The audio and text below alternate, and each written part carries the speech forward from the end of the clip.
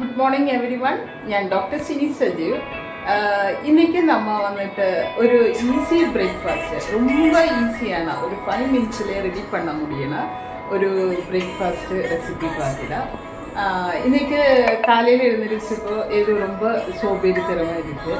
அதனால் நான் நினச்சது சரி ரொம்ப ஈஸியான ஏதாச்சும் ஒரு பிரேக்ஃபாஸ்ட்டு இன்றைக்கி ரெடி பண்ணலாம்னு. அப்போ நம்ம വീഡിയോയിലേക്ക് പോയി.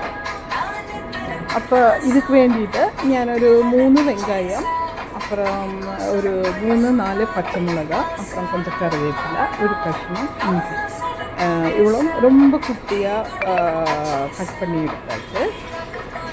அதுக்கப்புறம் ஒரு பவுலில் கொஞ்சம் 1.5 கப்பு கோதுமை மாவு எடுத்து அதில் ஒரு அரவுண்ட் ஒரு 2 கிளாஸ் தண்ணி ஊற்றி கொஞ்சம் உப்பு கூட போட்டு நல்லா மிக்ஸ் பண்ணியாச்சு.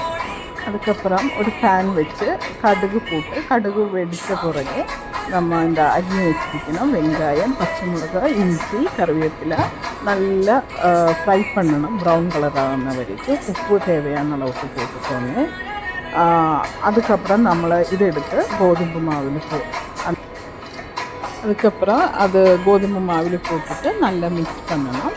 அதுக்கப்புறம் பேன் வச்சு நம்ம தோசை மாதிரி சுட்டு எடுத்துக்கலாம். உங்களுக்கு தேவையானச்ச எண்ணெயாக நெய்யாக போட்டுக்கலாம்.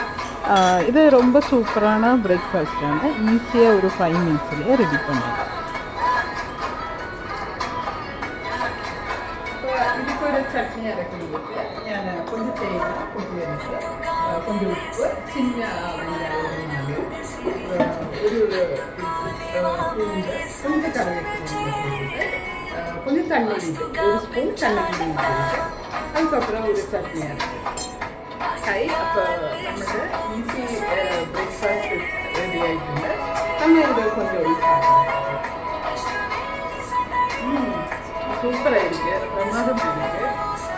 நம்ம டைம் இல்லாத டைமில் இது ஈஸியாக சமைச்சு சாப்பிடலாம். ஒரு 5 மினிட்ஸில் ரெடி பண்ணிக்கலாம்.